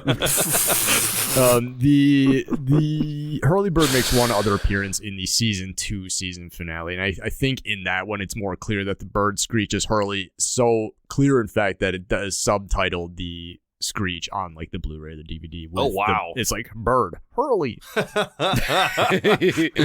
It's Danny DeVito going Harley. so what? But what is it? Like what? It's- what's the point of? I don't know. Of Go bird to, saying if you Hurley? want to know more about Hurley bird, go to Lostpedia and look at the Hurley bird entry. I One, two, three, don't. not it. I've I decided fucking I don't don't. care. I read it last night while I was doing my write-up, and I was like, "This is it's nonsense." it's nothing. But the bird scares them, and it's like, "Oh God, this place is so weird. Look at that giant bird." According to Lostpedia, the bird has a 16-foot wingspan. You don't get any Metal. sense of scale from that shot at all. Exactly. That's what I thought when I read that. I was like, you can't tell how big it is because there's nothing in the frame that would tell you. It's not like it No. flies past you. It doesn't matter. It flies past a ruler. Yeah, a banana. Yeah. Here's a quarter for context. To be continued. Ah. God, Yeah. this was the most disappointing fart of an ending. Wow. Wow. Yeah. Right? Well, and this is something, okay. And I think, James, you can actually speak to this a little bit more than me, but I can definitely say in my limited of time in post-production on a network TV show, you have to hit a very specific target runtime for every episode. It depends. Ooh, does it? Sometimes you can be under. Oh, sure. Sometimes. And you can occasionally ask to be over, which Lost does Occasionally. later in its run. They do have You need longer. specific permission to go over. It's a headache though. Like Sure. by Yeah. all means, you try and hit that runtime. I was about to say, I was on a season 1 show, and I remember us having meetings about an episode being 13 seconds over. And That's a lot. yeah. So it's one of those things where, we typically talk about how Lost is constrained by being on network television in the 2000s, Sure, where yeah. it's like you have to have, at least 20 plus episodes a season. And that was certainly a detriment to the show. But I think this is also an example of where having to hit that specific target runtime also kind of hampered it too, because if they could go a little bit over or whatever, obviously the very first thing we get in Exodus Part 3 should be the ending of this episode. Right. The appearance of the smoke monster Yeah. should be where we cut to black, and then on we go. Oh, absolutely. And I think the only reason why they allowed themselves to get away with it is they were like, listen, it's part 2 of a part 3. Odds are you're going to watch the fucking next one. Right, because the only way Yeah, that but- anything about the end of this episode makes you want to watch part 3 is the fact that it'll be on in 4 minutes. Like, Exactly. if you got to wait a week, nobody's excited to see how it wraps up. But I feel like that only plays out the one time, because this is in the days before streaming, so it's like this will then be in syndication or reruns at some point, and they might not necessarily play back to back. Correct. So like we need to think about the story structure. If it's going to be 2 separate episodes, I absolutely agree with Kevin. John Locke getting dragged into the jungle by the smoke monster, cut, Lost. Yep. Like that is your ending of a fucking Lost episode. And I think that ends up being one of the problems with the script as a whole is that you cut something, the Bob Marley scene, to get the John Locke scene in this episode. Part 3 is too short. Exactly. So that's their problem, is that it's overwritten in places to its detriment. Again, trying to hit these targets. ABC asked for a 90-minute episode. They overwrite it. They ended up with a 135 minutes or whatever it is, 3 45-minute parts, whatever. I could have gotten this fucker down to 90 minutes, I promise you. Yeah, like the good news from a writing standpoint is, when you have that specific of a runtime, I think the idea is, okay, we have to condense, and then that makes the tightest show possible. In this instance of Lost, they ended up having 3 episodes, and maybe there was a chance they could have cut this down to 2. Yeah. Or 1. I agree. Or 1. Well, it's like these 2 episodes that we're watching here probably could have been 1, and then they could have aired Exodus Part 1 and then Exodus Part U back to back on the same night. Yeah. This could have been the 2-parter, right? Yeah. Which I think was ABC's original idea, which is what they originally asked them for, and then they ended up like the trivia says, overwriting it, creating 3 Yeah, pieces. they were like, well, we have this great Bob Marley joke, and we really want to put that in. We have a really interesting conversation between Sawyer and Walt that we don't want to lose. Yeah. Exodus Part Me! Part 3. Yeah, John Locke gets pulled into the fucking jungle by a smoke monster. Fucking Evil Dead shot was awesome. And he's just like, that was really good. Every once in a while, like Jack Bender is a extremely experienced television director. He's done a ton of it, but he does have to work under the constraints of a television shooting schedule, all that stuff. But every once in a while, he does get to do something kind of neat, like the mirror thing from Exodus Part U, and now the Sam Raimi bite from here in Exodus Part 3. Damn right. It's so good. Yeah. But Locke gets dragged to a hole. Jack is trying to keep him up. Locke looks him dead in the eye and says, just let me go, bro. And eventually Kate runs up and she opens up her backpack to throw some dynamite. And Jack goes, yeah, about that. I actually didn't put any in it. It's in my backpack. We don't have the time to get into this. Go get my backpack. Yeah. Then we yeet some dynamite down this hole. to save monster, it's just like, my kryptonite, dynamite. Dynamite, my only weakness. How did you know? This scene is a pretty solid recreation of me eating Taco Bell and having a Tumslo, so I do appreciate this being in the show. Yeah, that's fair. Yeah, but hey, listen, I'm just saying, if any of our listeners out there if you ever find yourself in a situation like this and you need to get away from a smoke monster, the GMC Sierra has the highest rated 3-liter i6 turbo diesel 10-speed auto transmission in its class. GMC, for when you need to hide a body. I doubt that was in the ads, JP. I'm pretty sure it was. I also did want to say, to Exodus Part 3's credit, doesn't start on an I. Yeah, good for them. Yeah, not bad. Mix it up. Gee whiz. Fine, we'll just drink every time there's misogyny. Oh no, I'm drunk again. We'll cut to the raft. They fix the rudder. Michael and Jin have a Duolingo lesson together. Yep. Michael gives him his watch back. Jin gives it back to him. Why did he have his watch? It's a whole thing. We haven't seen that episode yet. We're 50 episodes in. I don't know why my sweet baby boy's wearing half a handcuff. Because of character development, JP. That's all you need to know. Dope. But I will say, this did retroactively make the bathroom scene relevant. Yeah. Because he gives the watch back to Michael, in a way freeing himself, but then the guy from the bathroom in Exodus Part 2 emerges from the sea wearing a snorkel, just like, you fucking what? I said you'll never be free. I meant that shit. But in Korean. Yeah. I'm saying this in Korean. Yeah. Oh, God. Cut to the caves. Sun is tending to Claire. Sun believes they'll get Aaron back. Yeah, Sun is really just doting on white women these episodes, isn't she? Yeah, just taking care and just doing the mother thing. We never really established like a mother figure on the island to, sort of be the other side of the coin to dad energy, John Locke. Sun might be the closest we ever come because she is... Speaking of patient... Yeah. It's definitely not Claire, the actual mother. The only mother on the island. Oh, my... What's the Casey Affleck movie, Gone Baby Gone, where he's like, I'm gonna find you, baby? It's kind of like that. Every accent you've done so far has been perfect, JP. Yeah. Thank you. I do. I'm actually pretty proud of the Casey Affleck. That is a really good one. Oh, that wasn't Admiral Akbar again? No. So Sun does ask, Aaron is a beautiful. It's an Affleck. Sorry. God damn it. I'm sorry. Sun does say Aaron is a beautiful name. Yeah. What does it mean? And Claire says, I don't know what it means. And the look on Sun's face just says, fucking white people. Because I was waiting. Yeah, we don't do that. I was waiting for her to be like to do like the Aaron and Moses thing. I thought it was going to be an Aaron and Moses thing. Good pull. I No. did not realize that Moses had a brother. Whoops. Yeah. Sorry, my confirmation teacher. I mean, when Sun was like, "Oh, what does Aaron mean?" and she's like, "I don't know," and the viewers are just like, What does it mean? "Why do we care?" Exactly. This is this is one of about 12 notes I have for part 3 that is just a sentence. Sun believes they'll get Aaron back. That's the extent of my note for this scene. That's about it. Mhm. Yep. Yeah. American white people names don't carry baggage, well, except for one, Adolf.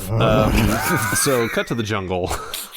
On that note, Cutting to the jungle, yeah. Hey, obvious trap is obvious. Charlie's Jesus. duped. He's duped by a log and a blanket, which I would say Yeah. it's the lost equivalent of painting an X on the ground and hoisting a piano up. Yeah. Right. And Charlie's running up like, guys, there's an X over here. Oh, God. Isn't that how that one president died? Are we doing this right now? Okay, listen.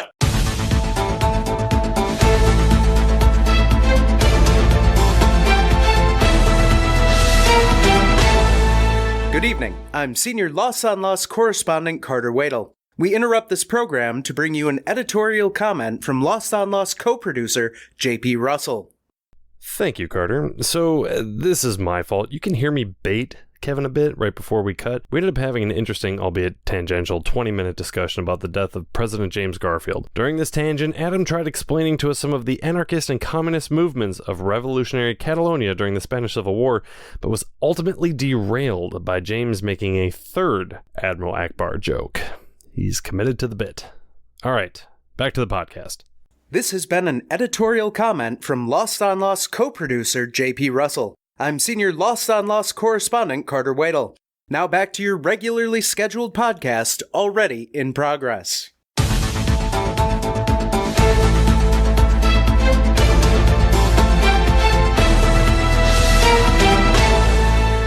Sorry, dude. Holy shit. I'm sorry for the cat head, Kevin. I don't know if I've ever said it, Oh, I appreciate but it. here we are. Is James an evil I'm so person? Did he happy murder right a now. cat? No. I'm the dick in this story. So Charlie goes to pick up the log. Charlie goes to pick up the log, fucking duped by it. Yep. Boink. So he says don't, but it's too late. Charlie, again, not really listening. And a bag of rocks falls on It's him. a bag of just a sack of rocks. When I saw that, I was like, I was thinking to myself, like in my head, I know they're fake rocks, but in the moment, I'm like, oh shit, Charlie's dead.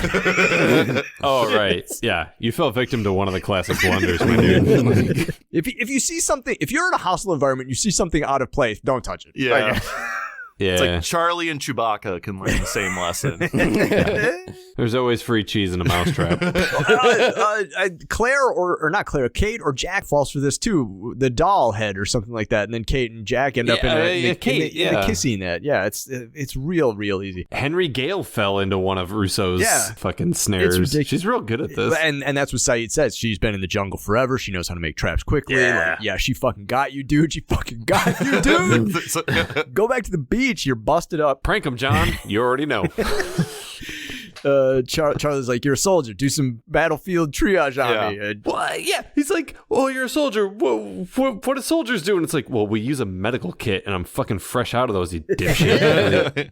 Maybe if you would have listened to me when I said don't touch the thing. Yeah. But let's try this. Let's try. He cracks open a bullet and pours a bunch of gunpowder into his forehead and sets it on fire. Yeah. JP, we use you as a military expert a lot, and I feel like you get a lot of questions that are pretty difficult, so I just wanted to give you a layup. Would that hurt? No. Okay. He also, like, he sticks all the gunpowder in the wound. Yeah, great. But then he, like, doesn't brush any of the excess off of his face. There's, like, It's one- just there. Like, shit. that's going to burn There's too, like one probably. in his Like, eye. Yeah, it's all over his eyelid. And I'm It's like, all- he would go blind, right? Like, yeah. this is the end of Charlie seeing stuff. and again, I was thinking to myself, again, I know what happens later on, but I was like, fuck, I think I would give Charlie a lot more credit later on if he had an eye patch from now on. yeah. He would probably Actually, get into that'd be kinda less dope. trouble if he couldn't see. But they do later on introduce an eye patch character, so I did end up eventually getting my wish. So. Yeah. Yeah. So, yeah, Saeed hits him with the understatement. This is going to be unpleasant. Yeah. I like to think that Saeed has never done that before, ever, and has no clue if it'll work. Yeah. But Charlie Yeah. was just asking for this. So you know what? We're going to try something together. Exactly. We're going to go on a little journey together. Yeah. Yeah, it's pretty great. Cut to a flashback. Okay. This, again, it's Jorge Garcia getting to be amazing. It's a great little Hurley flashback. It might be one of my favorite musical, like, little treatments that we get in this whole Yep, thing. yep. All of this is unnecessary. Yeah. Oh, This absolutely. is like a 4-minute scene that provides nothing. It's trying to go for, because I just heard the directors of Everything Everywhere All at Once talk about this, where their comedic approach is, oh, we don't want to avoid hat on a hat. Our thing is we want to put a hat on a hat on a hat on a hat on a hat. And the joke is how much Sure. we're layering on top. Sure. And so I think that's what they're Sure. going for, is just how much Hurley has to go through in order to get on this flight. Because if Right. it's just one or two things, it's not really like that amusing. Yeah. But it's like, God, he's got to bribe someone, and then he's got to do and then he's got to do that. And I understand what they're going for. In the macro of this, though, yeah, I mean, it could probably go. It is long. But also, how many people were late for this flight? Fucking everyone, apparently. Everyone was late, yet they all still got on this plane. Yeah. I wonder if maybe there was a reason they all made the flight. Dun, dun. Oh, I did also want to point out, though, when Hurley's on the scooter going through the terminal, there's a sports team. There's a group of girls. Their numbers are the numbers. Just a heads yeah, up. the numbers. I caught that shit my second watch through. Nice. Nice. I Yeah. did not catch that. Oh, yeah. The track is called "I've Got a Plane to Catch." And it is It's so good. It is a variation on Hurley's theme, but yeah, it is awesome. I love the music, and yeah, it's just a great scene. That if you had to make this episode shorter, yeah, you can lose it. I think. Yeah. I mean, like, I think it's just going for the dramatic irony of, we know he's dooming himself by getting on Right, this flight. he goes and he's through working so much. in order to get And on he's it. so happy. He's Oh my God. so happy That when he gets there. fucking- He hugs her. Yeah, that Yep. flight attendant worker Yep. is like, I would have put her as the MVP if what she did didn't fucking doom him, but it's like, she's so nice, gets him on. She's even polite when she picks her up without permission, which is a pretty big no-no. Yeah, you don't do that. Yep. But you know what? Yeah. There's the small world thing too here, because he tries to cut in the front of the security line, and ours is in the line being a wiener. You're taking the Yeah. laptop up now?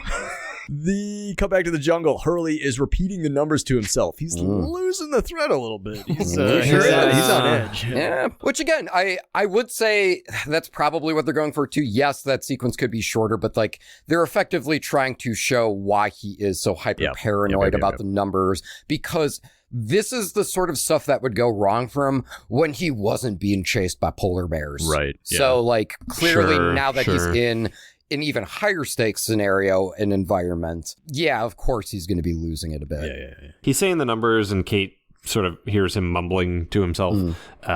And she's like, wait, did you say something? And he's like, no. She's like, I swear I heard you say 23. He's like, well, why does 23 mean something to you?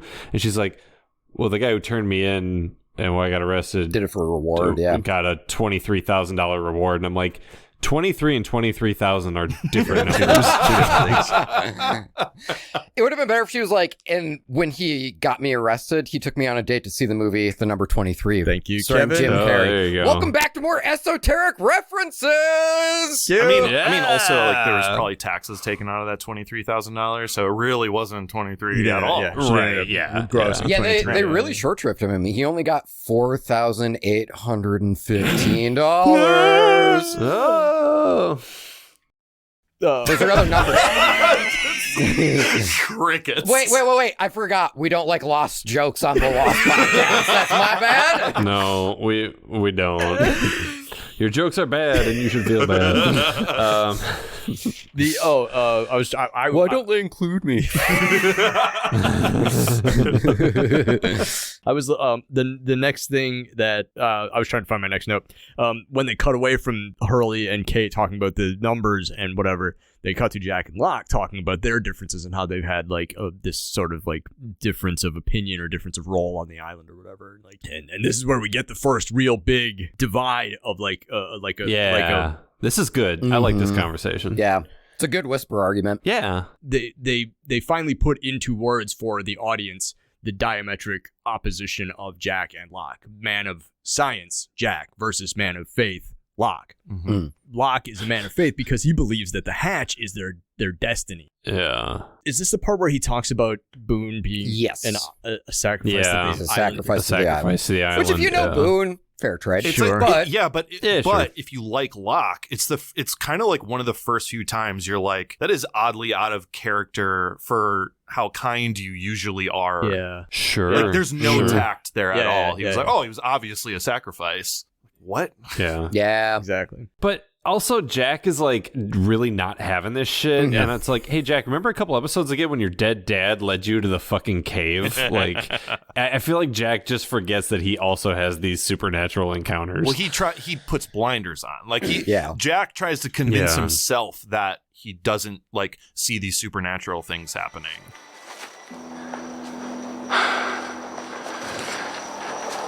I don't believe in destiny. Yes, you do. You just don't know it yet. Locke also has this whole, it's sort of a broken line of logic here where he's like, everything's led us up to this moment. And it's like, yeah, that's also just called the inertia of time. Sure. Like everything has gotten everyone to every moment that they've ever been I'm on in. this So podcast like, because of fate. it's right, exactly. That's why we're all here. Yeah. Yeah. But credits to Ariel Quinn because what he's saying is completely batshit, and it's like, I mean, he has a couple of points. Oh, Still absolutely. Still selling it. Yeah. Oh, and I totally believe that like John Locke has like he's drank the fucking jungle juice and he's like, yeah, that's fucking, like he does a fantastic job delivering these lines that are fucking cuckoo bananas. And that's why I buy it when like he is rewarded with the hatch opening. That's why he like goes full on Hatchman. cuckoo hatchman. Yeah. This is important. Everything about this means something. You know, making mashed potato like hatch models like Richard Dreyfuss from Close Encounters. Like this is important. Yeah. Good pull. Very good pull, James. You can't tell us why it's important, but you say it is. Yeah. Exactly. Cut to a flashback. John Locke gets carried onto the plane. Just some classic John Locke sadness. Yeah. Sad boy in a sad chair. It's so sad, you guys. Oh, and the flight manual falls to the ground, and he's not able to reach it, which is supposed to be this really potent metaphor for, you know, how helpless he feels before getting onto the island, which is kind of undone when you think he could just reach over and grab the flight manual from the seat next to him. Or is it even a more poignant idea of like, well, John Locke finds a way. I mean, it's like, you know, the shit comes my way, but I'll figure out a way to lead everyone to the hatch. My favorite part about the scene is even the recap in Lostpedia is editorialized. The final sentence of the Locke synopsis is, he is clearly frustrated by the whole situation and struggles to maintain his dignity. Oh, Locke. Perfect opportunity for funny John Locke as soon as the people set him down in his chair to be like, carry on, am I right? You should have wrote the show! We should have written the show. Cut to the hatch. So they're at the hatch. They get there. They're prepping the dynamite. That's really the only thing that happens. They start laying it out. They start laying they're raking the fuse and all that stuff. Then we cut to the raft right away. Checking the radar. They're having a little bit of argument about saving power, stuff like that. But they turn it on. They turn it on because they're just like Sawyer makes the argument for following the site's instructions, whatever. Yeah, Michael has this weird thing where he's trying to like figure out Sawyer, and he's like something to the effect of like, oh, why does a guy who doesn't care about anybody want to be on the raft? He either wants to be a hero or he wants to die. And I'm like, I don't know, maybe he's just selfish and wants to get off the island before everyone else. Yeah, I feel like there weren't only two options there as to why a person would be on the raft. Right? Much more nuanced of a situation than the two binary options you've presented. Yeah. But then Sawyer does kind of like give him a little bit. He's like, well, I ain't trying to be a hero. That's for sure. So like, yeah, he gives it. I didn't like it because I was like, I never once believed Sawyer had a death wish. No. Sawyer's a survivalist. Yeah. Sawyer will do Right. anything to survive. He's selfish, yeah. Yeah. He's presenting it like it's Pepsi or Coke, but he forgot about RC Cola, baby. That's right. Mm-hmm. Don't ever fucking be sleeping on RC Cola on this podcast, you motherfuckers. Oh my god. The radar beeps. Oh yeah, the radar starts beeping. Then we cut to a commercial, and then we cut to Charlie and Saeed. They've reached the source of the black smoke column. It's some sort of weird Bernie measure thing. There's no footprints around it. There's no tracks. That's kind of creepy. Yeah, that is spooky. It's weird. Saeed's like, hey, Rousseau, we know you're out there. Just like, come on out. And she's like, no, I'm sorry. She's like, did I get someone with my rock trap? He's got a rock-shaped cut on his head. Still got it. Her motivation was exactly what Saeed thought it would be, attempting to trade Aaron to the others for potentially getting Alex back. It's exactly what she wanted. It didn't work because the others are not there. Yeah. There's nobody around whatsoever. How much does Lost on Lost know about Alex at this point? She was a size 4. She owns a dress. Jesus Christ. Have you met Alex? Her and Kate are the same size from Forever 21 and Claire's. She's fucking surgical with a slingshot. It's not Claire's. It's not Claire's. It's Alex's. God damn it. we know a little. She's got an on again, off again thing with Carl. We know a little bit about Alex, not a ton. There's also something that we come across later where Rousseau like doesn't want to see her daughter because she's been separated from her whole life. Yeah. That's very contradictory to this whole. It's the duality of Rousseau. You know, she wants her daughter back real bad, but she also is ashamed of what she's become, as she has become the jungle. And she wants baby Alex back. If Yeah, he comes back like 16-year-old. She's like, ooh, no thanks. It's the duality of Rousseau. She very much wants her daughter back, and she also wants to know what human flesh tastes like. Charlie accuses Rousseau of starting the black smoke fire. Shouts at her, calls her pathetic. Call back to the thing from the hotel room. Which, God, the actor playing Rousseau is doing such a good job in this scene. But she's doing such a good job that because I think that is an interesting thought that Charlie has. It's like, what if you were the one that lit this and then caused the panic? Right. That is interesting. But Rousseau is doing such a good job in that scene where it's like, do you really not believe her right now, motherfucker? Right. Like, clearly she lost a kid. Right. Like, yeah. Well, Charlie's not exactly known for his critical thinking skills. Yeah. She says here, the others said they were coming for the boy, and Aaron is a boy, and the others do have a vested interest in children. So, you know, you can see why she might have thought they were coming for Aaron. Yes. Yeah. So Saeed rescues the baby, and Charlie is there. And that's all he needed to do. He did it. He will carry the baby back, despite the fact that Saeed did all the negotiating. And Claire will see Charlie with the baby, and Claire will be like, "Why, hero? Yeah, my peanut butter hero." Cut to the hatch. They finish prepping the bomb. Jack has this whole fucking conversation with Kate about, like, you know, she's like, what was with you fucking swapping out the explosives? He does have a good line here about, you know, everyone wants me to be the leader until I make a decision that they don't like. And I'm like, oh, that's good. Yeah. Then he flip sides that and he's like, if we survive, we're going to have a lock problem. I need to know you have my back. And I'm like, oh, so the trust is a one-way situation. Like, Kate has to trust me. I do not trust Kate to even do the smallest task. Like, oh, I get it. Oh, that's when the misogyny becomes like capital M for me. Yeah. Yes. Yeah, it is gross. And she's just like more than happy to comply too, which is just so frustrating after the way everyone treats her, I feel, in these two episodes. And I mean, he's not wrong though. Like, I do think it's interesting how Jack is picking up on the fact that Locke is definitely teetering here with, you know, I don't want to say craziness at this point, but like fanaticism with this hatch. Yeah. And it wasn't so much of an issue, but now that we're finally, okay, it's looking like we're actually going to get this hatch open, we might have a Locke problem. I'm like, I thought that was an interesting thing he picked up on, because Locke's cracking jokes, making Operation references, and it's like, oh, we're not going to have a Locke problem. And then he's like, well, Boone had to be sacrificed. And it's like, oh, this guy. We are going to have we're gonna have a problem with it. Yeah. But you're right. Like, the way he goes about it with Kate, though, is just so frustrating. This week. Yeah. Because, I do like the line, if we survive, we're going to have a Locke problem. Yeah. But it is buried in a bunch of other misogyny. jack nonsense. Yeah. Hurley is returning from stashing the dynamite a safe distance away. He has to pass by the hatch to get to safety with the other A-teamers. Yeah. And does he trip? Is that how he trips? And that's how he gets. He drops a flashlight. Oh, yeah. And he gets a close-up look at the numbers stamped on the outside of the hatch.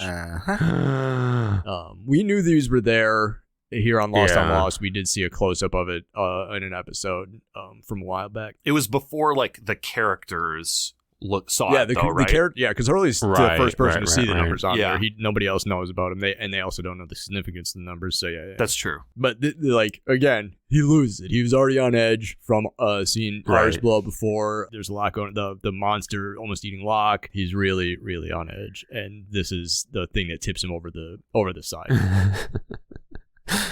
Locke, he starts screaming, you know, the numbers are bad, don't do it, stop, we can't do this. And Locke sees him, hears those words, and just says, fuck it, and lights this thing. He's like, well, I kind of want to do it more now.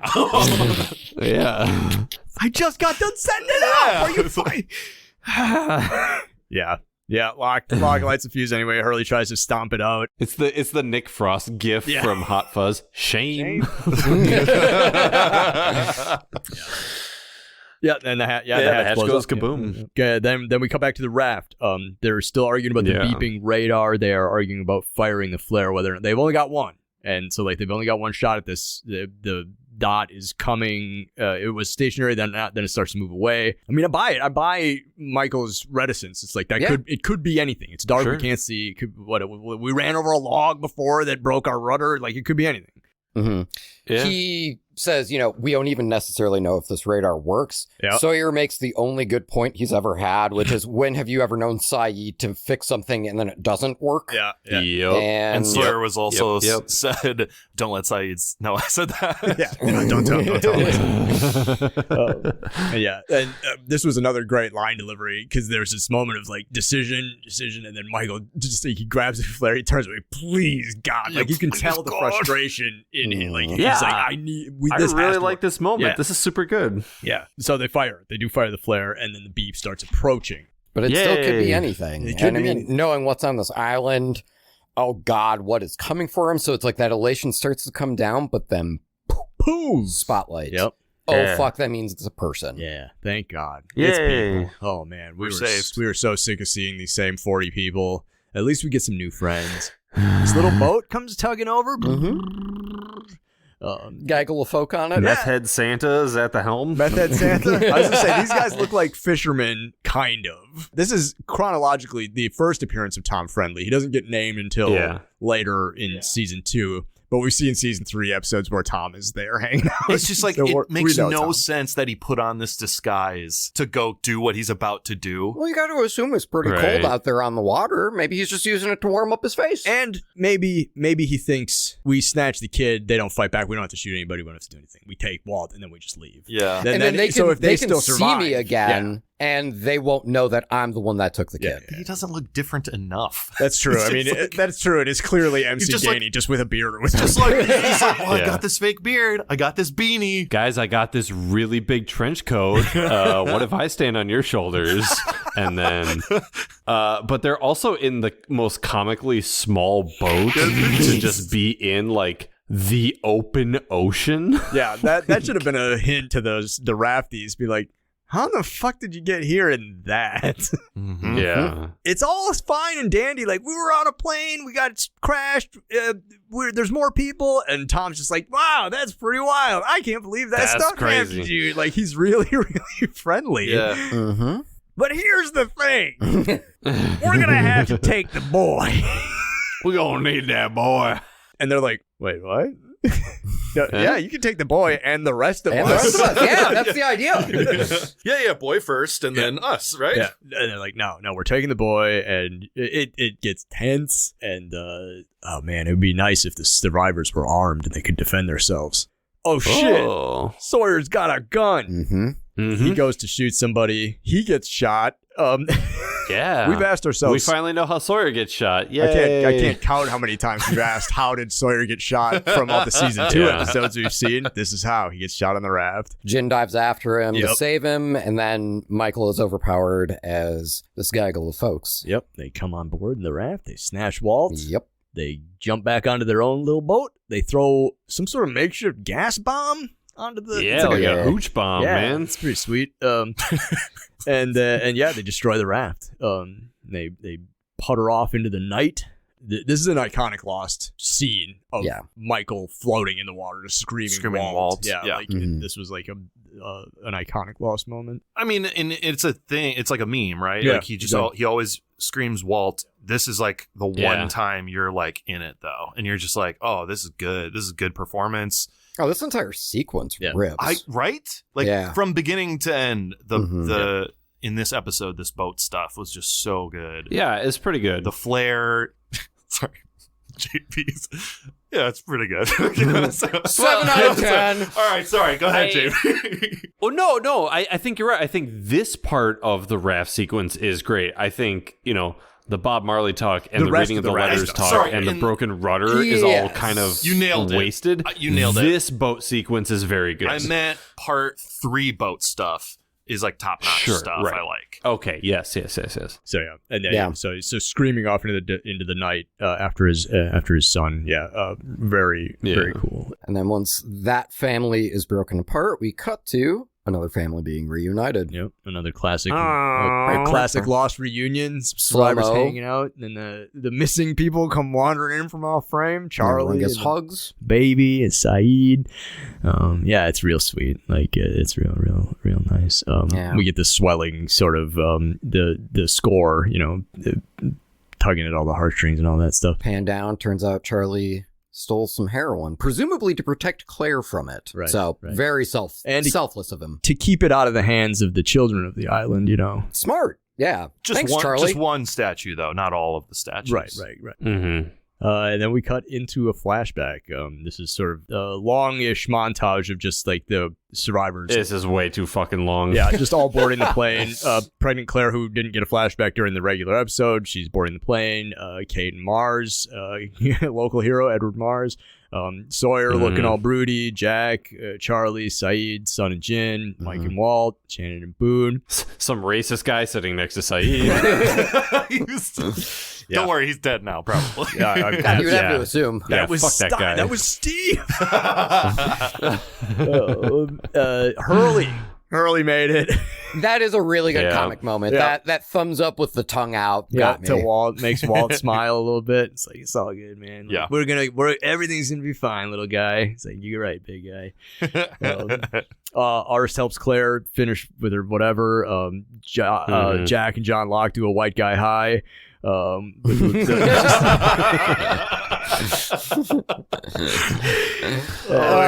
Speaking as a white man can confirm. Like, yeah, that's how you say hi to a stranger. That is. So I said hello to all of you today. Yeah, that's right.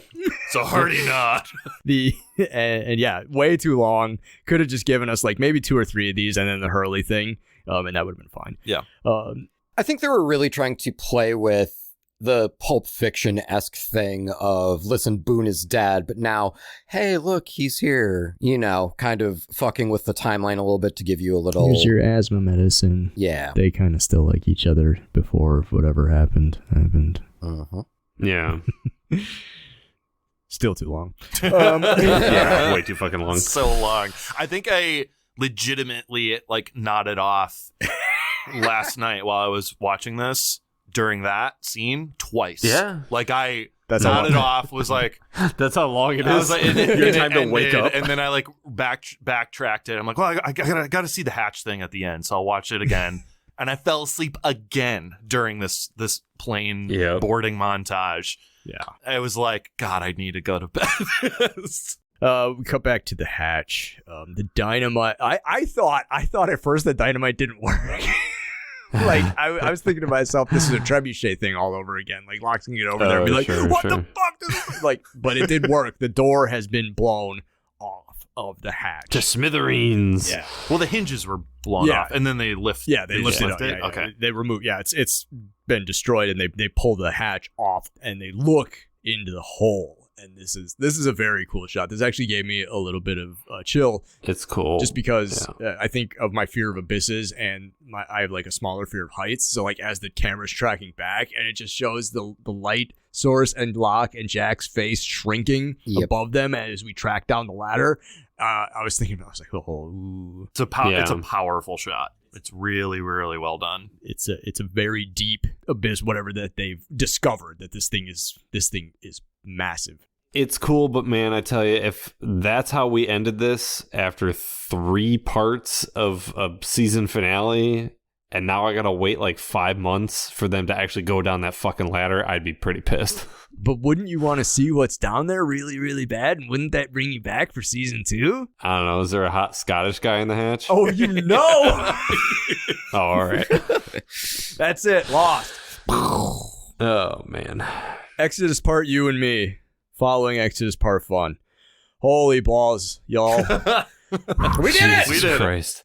I'm just like, after I read that trivia thing about the 90-minute runtime of all that stuff, I'm like imagining a Variety cover with like the season finale of Lost and just like how they put like, when they're reviewing a movie, just like, oh, you know, superb, delightful. I'm just like seeing in quotes, overwritten Variety.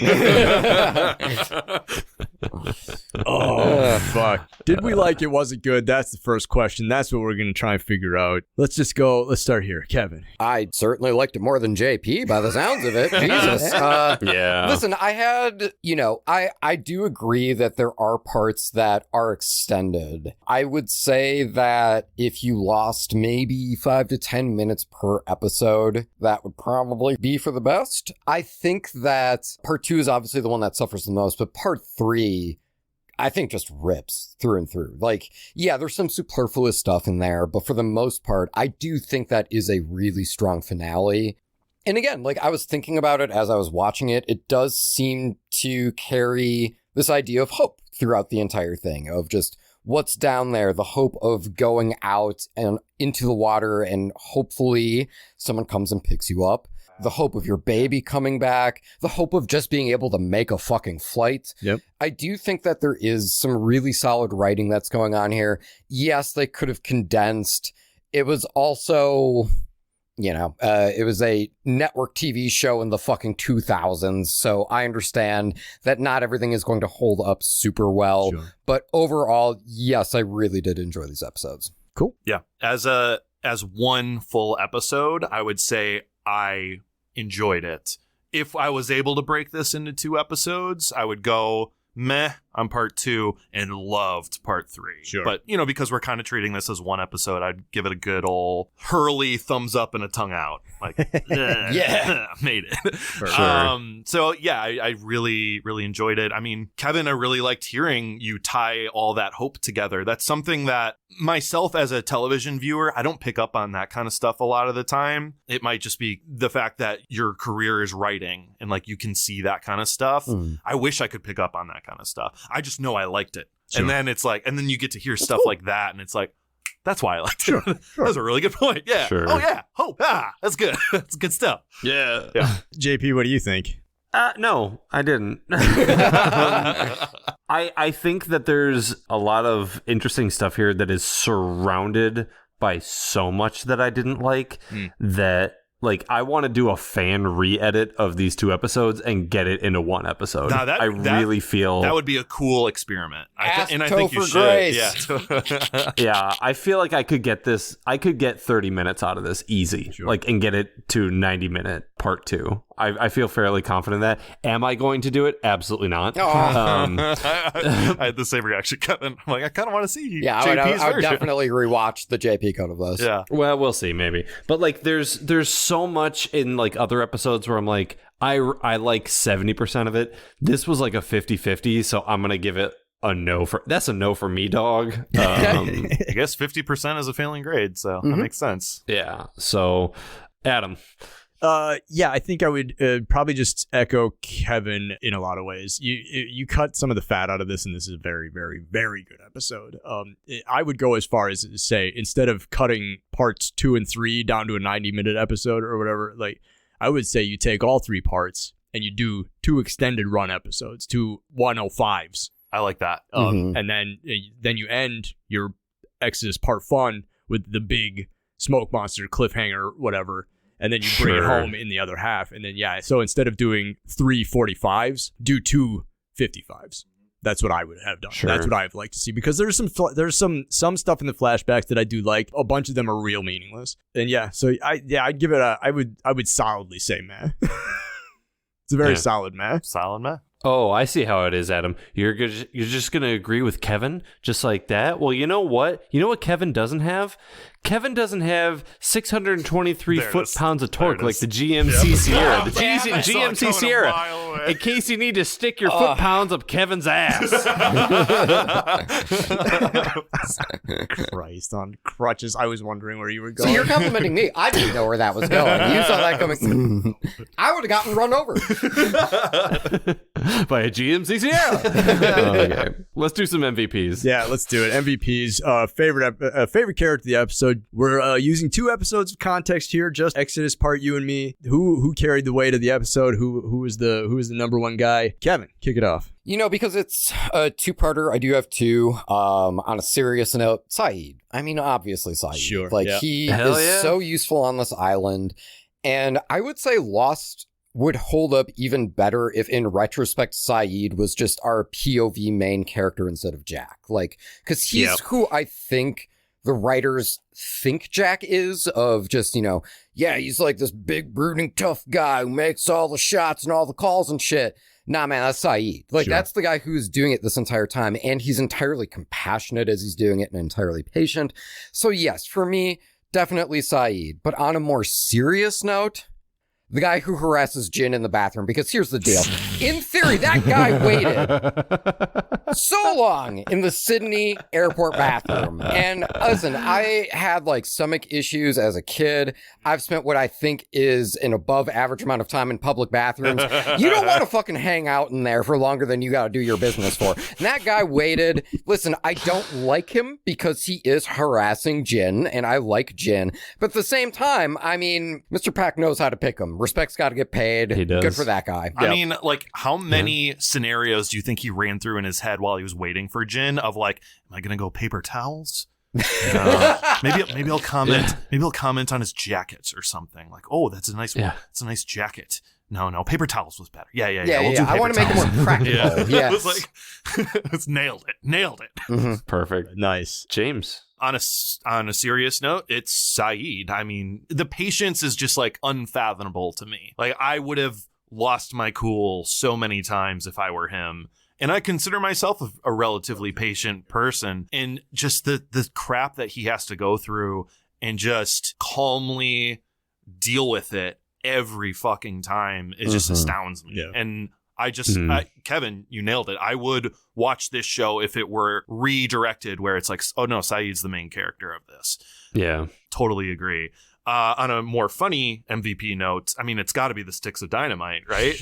They drive the plot forward like a beast, and they kill Arst. Yeah. They get rid of all those pesky, people watching the show and complaining about it. Yeah. It's dynamite. Yeah, that's fair. It gets the job done. No doubt. Yeah. Nicely done. JP. I'm not doing this to be ironic. I also put down Saeed. Nice. I mean, when you're the MVP, you're the MVP, man. Yeah, I feel like I need a hero plays every time he walks into a room. He's not just the hero on the island; he's also the hero on the raft plot line too, and he's not even fucking there. That's right. I just fucking love my boy Saeed. So, yep. Adam. Hunter. Who? The guy on the other end of the phone at the jetway when Hurley's boarding the plane. Hunter, we got one more. Hunter, we got one more. Can you open it up for me? Oh, fuck. Wow. Yeah. Good pull, man. Dude, yes, that's such a good pick. Because without Hunter, we would have to suffer through Lost without Hurley. Also, it's one of those inconsequential things. Just open the fucking door, man. Yeah, he's late. He's Five late. few seconds. Let him on just the a plane. couple of seconds, too. Like, he saw the door shutting. Just let him on. Oh, good pick. Yeah. Just be a dude. Yep. Good old Hunter. And Jenna for making the ask. Both of them. Hunter and Jenna. Good work, y'all. Thank you. Yeah. Love it. Sadly, for every good, there's a bad. For every yin, there's a yang. Everything in balance. Lost teaches us this. Life teaches us this.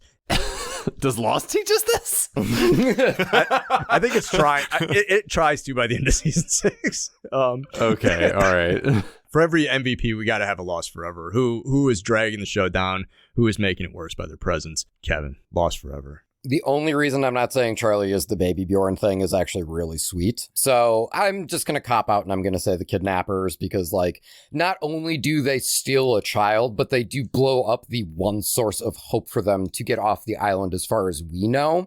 And so shame on you. Shame on you, kidnappers. Fuck your beard.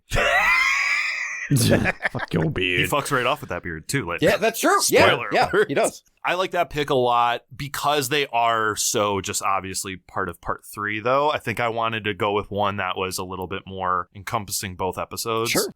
Which is why I went with Charlie. And like, Makes sense. I feel like it's a T-ball, hit too as well. I mean, he's just fucking up left and right in this episode. And he tries. You're right.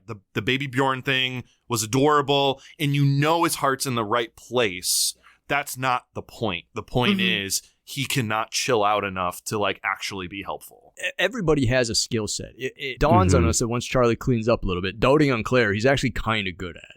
If he would just stick to doing that. Well, and we talked about it, the Charlie episode that I was on. He's a people pleaser. Like, at his core, that is his entire point. Yeah, he does it with Liam. He does it with... Yeah, exactly. Yeah. So, no, that makes total sense. Good call. JP, Lost Forever. So... I'm just going to give it to Jack. Solid. It's solid. It's like, but he's neck and neck with Charlie, where I'm just like, you keep making these decisions that I'm just like, and saying things in a way that I'm just like, I don't know. I'm so tired of disliking both of them. I'm just so tired. That I just had to give it to one of them. So I'm just going to give it to Jack. Honorable mention to Tracy. Man, I understand that you're sleeping with Steve because of the convenience and all that. But you still got a husband and kids back home. You can't be unfaithful, Infidelity is not the reason that relationships fail. It's just a symptom that something else is wrong. Yeah. Like distance. Right. Thank you. Someone being trapped on an island. Like Scott or Steve being just stupid hot. And having that mad Island Hog. Oh, no. The name of the episode is Mad Island Hog. We got that. Island Hog. Adam. I mean, it's got to be ours, right? Like, it is ours. But at the same point, he explodes. I felt like he had got his just desserts. that is true. Because of the MVP dynamite. Yeah.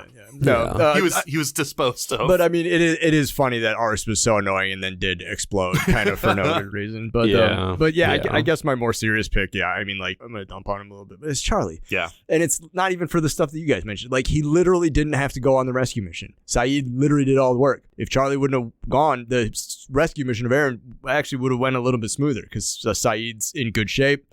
He didn't fall for the trap. He's got rapport with Rousseau. It all would have been fine. So, like, Charlie was kind of in the way. Yeah. He should have been playing to his skills and, again, helping Claire like Saeed advised him to. And then when Rousseau shows up, he makes things worse by, again, his heart's in the right place. He's trying to help. But you just left Claire alone with this crazy baby lady, Yeah. Charlie. I do like this, how we on the podcast, because I will note, like, my second pick is Charlie, but I do like how we on the podcast just turned into a heroin addicted groupie. We're all just kicking that motherfucker while he's down. It's great. All right. Hey, when Claire had a head wound, how come Saeed didn't blow her head up? Innards. I always wanted to try this. Bye. Oh my. Anyways. James, Kevin, thank you for taking the time. Boys. Coming back to the show. Thank you so much. Thanks for having us. I think I speak for Kevin and myself. Absolutely. Literally anytime. Yeah, Like, no doubt. This worked So out much so fun. well. We will absolutely have both of you back because this was a total blast. Yeah. You guys have anything you want to plug? Anything you want to? Do you want to do a trailer hitch update? Sure. Yeah. It should be out there, Is it still up for people to listen to? I mean, like I know it's like it's like Good question. I mean, if it's still up, if it's still on podcatchers, go check Check out it out. Trailer Hitch. It Sure. is very entertaining. Yeah, Like I said, it's it's a kind fun of time. topical, but it's still good. I will say we did the last episode I remember us doing where I was like, that turned out really fucking well. We had an episode where we reviewed a bunch of trailers for Disney Star Wars stuff. It was like a Star Wars convention. Yep. We had a run there. If you want a taste of what the podcast was, I would say listen to that episode. because it You was don't have- high energy. And Yeah. those were some of our best episodes. Yeah. And you'll definitely notice No, if you're like, I like this, I want to listen to more. You'll notice that a lot of the ones toward the end were a little bit lower energy. I'm sorry, I was kind of on autopilot by the end, so that's Yeah. my bad. We both were. I mean, yeah. and that's kind of why we decided to call it. Yeah. And It was I at think, the point where it was more of a to-do rather than something we were looking for. like, we looked forward Sure. to getting together and talking, but it was the prep and then Right. the edit. Yeah. And we were just like, let's just hang out. Yeah, exactly. At that point, let's just hang Why out. don't we and just like talk hang about out and movies. talk? Yeah. So yes, but yeah, thank you guys for listening to us, and like we have been loyal listeners to you guys since, and we're happy that Why? because you're amusing to listen to, and Yeah. I learned so much about GMC trucks. So And I just try and pick out the difference between your and Adam's voice. Yeah. Oh my God. Again, thank you for both of you to taking the time. Absolutely blast. You will absolutely be back. Yep. Adam, what are we watching next time? Good question. If you're trying to be lost with us next time, we will be watching season 1, episode 21. Just like 3 episodes before this. The Greater Good, centric character being Saeed Jarrah. That greater good. Hey, good thing coming off of the MVP episode for him to watch another Saeed episode. Fuck yeah, man. So yeah, so come on back in a couple Awesome. of weeks for that. I'm sure it'll be a barn burner. Is that good? I don't want my barn on fire. You mean a raft burner? Oh, God. All right, that's enough of that. All right. This is why I'm not on the air anymore. I'm firing finger guns in the air. You can't see it. Thank you, Kevin. Thank you, James. Thank you, all you out there, for listening to this episode of Lost on Lost. Yep, I'm Adam. No, I'm JP. You have any idea what's going on the show? Nope. Me neither. Lost on Lost is produced and edited by me and JP. We wish to acknowledge that we live, work, and produce our show on occupied land. Burbank, California is located on the traditional tribal lands of the Tongva, Chumash, Kizh, and Fernandino Tataviam peoples. Milwaukee, Wisconsin is located on the traditional tribal lands of the Peoria, Potawatomi, Miama, and Ho-Chunk peoples. And Lost was produced in Hawaii on the lands of the Kanaka Maoli. Visit native-land.ca to learn more about the land you live and work on. You can engage with us on IG, Facebook, and Twitter at Lost on Lost 1. You can also email us at wearelostonlost@gmail.com or support us with dollar monies at coffee.com/wearelostonlost. Thanks to Lostpedia and its community of contributors, Danny Schmitz, random.org, and as always, you the listeners for tuning in. We're hosted at Podbean. You can hear us there or wherever you get your podcasts, except MySpace. We're not on MySpace. Yet.